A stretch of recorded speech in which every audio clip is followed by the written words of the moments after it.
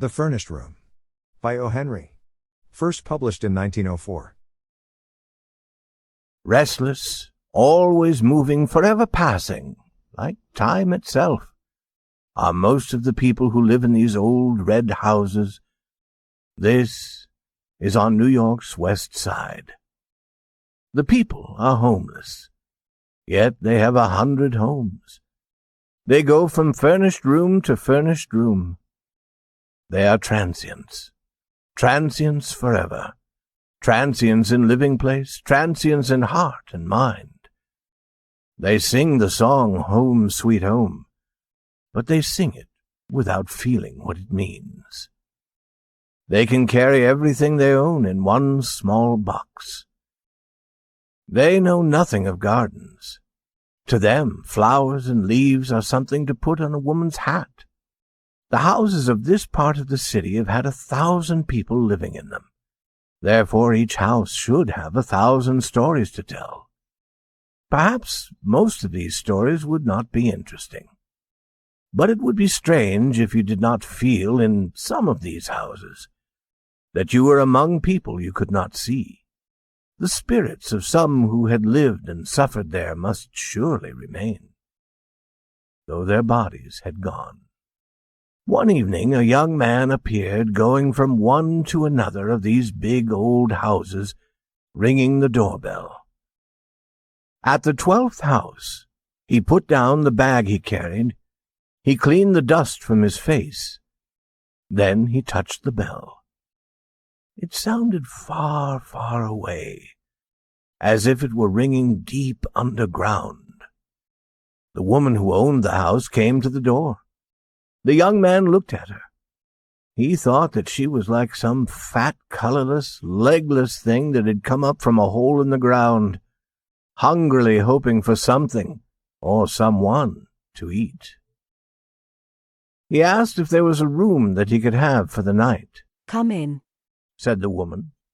Her voice was soft, but for some reason he did not like it. "I have the back room on the 3rd floor. Do you wish to look at it?" The young man followed her up. There was little light in the halls. He could not see where that light was coming from. The covering on the floor was old and ragged. There were places in the walls made, perhaps, to hold flowering plants. If this were true, the plants had died long before this evening. The air was bad. No flowers could have lived in it for long. "This is the room," said the lady in her soft, thick voice. "It's a nice room. Someone is usually living in it. I had some very nice people in it last summer. I had no trouble with them. They paid on time. The water is at the end of the hall. Sprouse and Mooney had the room for 3 months. You know them. Theatre people. The gas is here. You see, there is plenty of space to hang your clothes. It's a room everyone likes. If you don't take it, someone else will take it soon." "Do you have many theatre people living here?" asked the young man. "They come and go. Many of my people work in the theatre." "Yes, sir, this is the part of the city where theatre people live. They never stay long any place. They live in all the houses near here. They come and they go." The young man paid for the room for a week. He was going to stay there, he said, and rest. He counted out the money. The room was all ready, she said. He would find everything that he needed. As she moved away, he asked his question. He had asked it already 1,000 times. It was always there, waiting to be asked again. "A young girl, Eloise Vashner, do you remember her? Has she ever been in this house? She would be singing in the theatre, probably. A girl of middle height, thin, with red gold hair and a small dark spot on her face near her left eye." "No, I don't remember the name. Theatre people change names as often as they change their rooms. They come and they go. No, I don't remember that one." No. Always no. He had asked his question for 5 months, and the answer was always no. Every day he questioned men who knew theater people. Had she gone to them to ask for work? Every evening he went to the theaters. He went to the good theaters and to bad ones. Some were so bad that he was afraid to find her there. Yet he went to them, hoping. He who had loved her best had tried to find her. She had suddenly gone from her home. He was sure that this great city, this island, held her. But everything in the city was moving, restless. What was on top today was lost at the bottom tomorrow. The furnished room received the young man with a certain warmth, or it seemed to receive him warmly. It seemed to promise that here he could rest. There was a bed, and there were 2 chairs with ragged covers. Between the 2 windows there was a looking-glass about 12 inches wide. There were pictures on the walls. The young man sat down in a chair, while the room tried to tell him its history. The words it used were strange, not easy to understand, as if they were words of many distant foreign countries. There was a floor covering of many colors, like an island of flowers in the middle of the room. Dust lay all around it. There was a bright wallpaper on the wall. There was a fireplace. On the wall above it, some bright pieces of cloth were hanging. Perhaps they had been put there to add beauty to the room. This they did not do. And the pictures on the walls were pictures the young man had seen 100 times before in other furnished rooms. Here and there around the room were small objects forgotten by others who had used the room. There were pictures of theater people, something to hold flowers, but nothing valuable. One by one the little signs grew clear. They showed the young man the others who had lived there before him.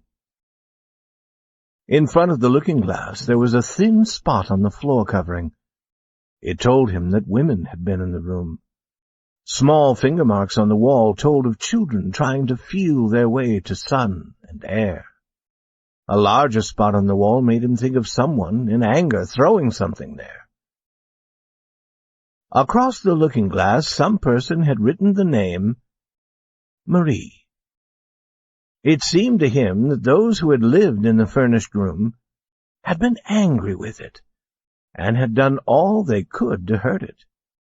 Perhaps their anger had been caused by the room's brightness and its coldness, for there was no true warmth in the room. There were cuts and holes in the chairs and in the walls. The bed was half broken.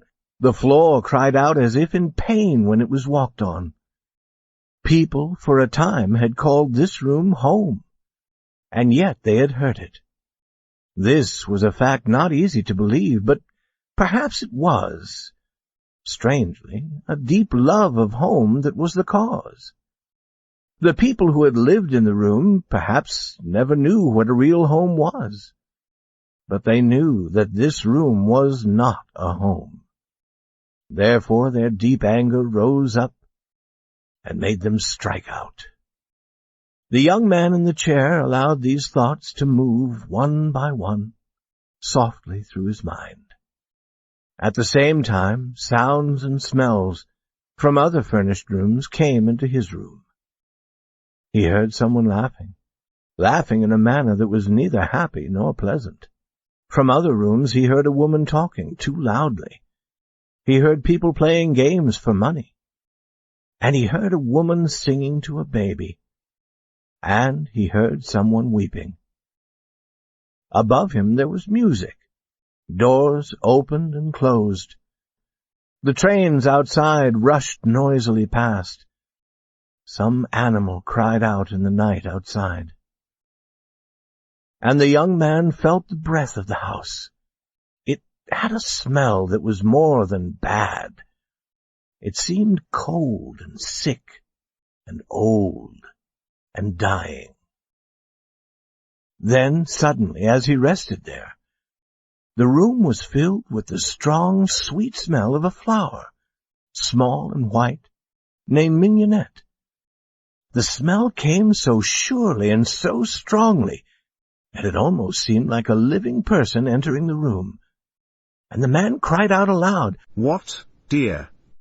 as if he had been called. He jumped up and turned around. The rich smell was near and all around him. He opened his arms for it. For a moment he did not know where he was or what he was doing. How could anyone be called by a smell? Surely it must have been a sound. But could a sound have touched him? "She has been in this room," he cried, and he began to seek some sign of her. He knew that if he found any small thing that had belonged to her, he would know that it was hers. If she had only touched it, he would know it. This smell of flowers that was all around him, she had loved it and she had made it her own. Where did it come from? The room had been carelessly cleaned. He found many small things that women had left. Something to hold their hair in place, something to wear in the hair to make it more beautiful, a piece of cloth that smelled of another flower, a book. Nothing that had been hers. And he began to walk around the room like a dog hunting a wild animal. He looked in corners. He got down on his hands and knees to look at the floor. He wanted something that he could see. He could not realize that she was there, beside, around, against, within, above him, near to him, calling him. Then once again he felt the call. Once again he answered loudly, "Yes, dear," and turned wild-eyed to look at nothing. For he could not yet see the form and color and love and reaching arms that were there in the smell of white flowers.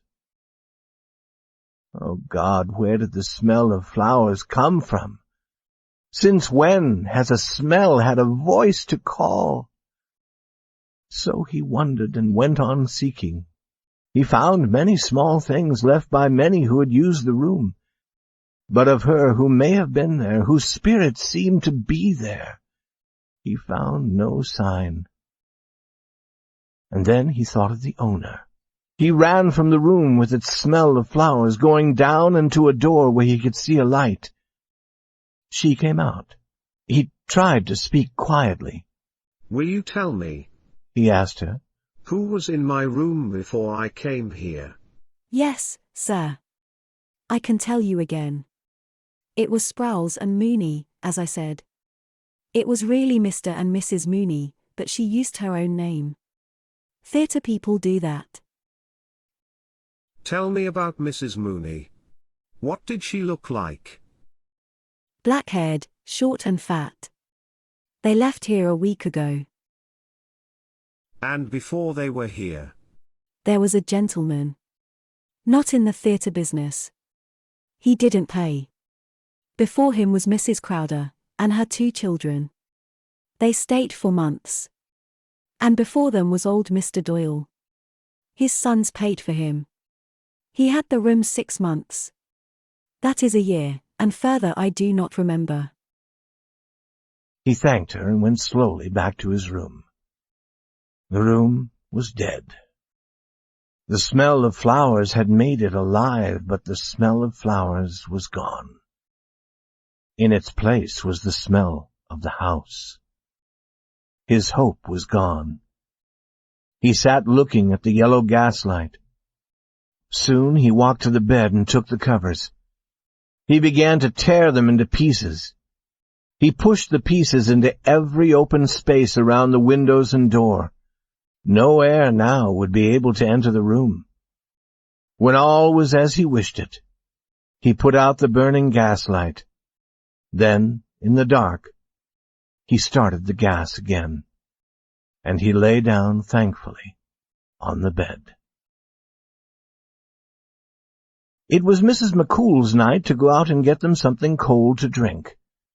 So she went and came back, and sat with Mrs. Prudy in one of those rooms underground where the women who own these old houses meet and talk. I have a young man in my 3rd-floor back room this evening. said Mrs. Purdy, taking a drink. He went up to bed 2 hours ago. Is that true, Mrs. Purdy? Said Mrs. McCool. It was easy to see that she thought this was a fine and surprising thing. You always find someone to take a room like that. I don't know how you do it. Did you tell him about it? Rooms Said Mrs. Purdy in her soft, thick voice. are furnished to be used by those that need them. I did not tell him. Mrs. McCool. You are right, Mrs. Purdy. It's the money we get for the rooms that keeps us alive. You have the real feeling for business. There are many people who wouldn't take a room like that if they knew. If you told them that someone had died in the bed, and died by their own hand, they wouldn't enter the room. As you say, we have our living to think of. Said Mrs. Purdy. Yes, it is true. Only 1 week ago I helped you there in the 3rd floor back room. She was a pretty little girl. And to kill herself with the gas? She had a sweet little face, Mrs. Purdy. She would have been called beautiful, as you say, Said Mrs. Purdy. except for that dark spot she had growing by her left eye. Do fill up your glass again, Mrs. McCool.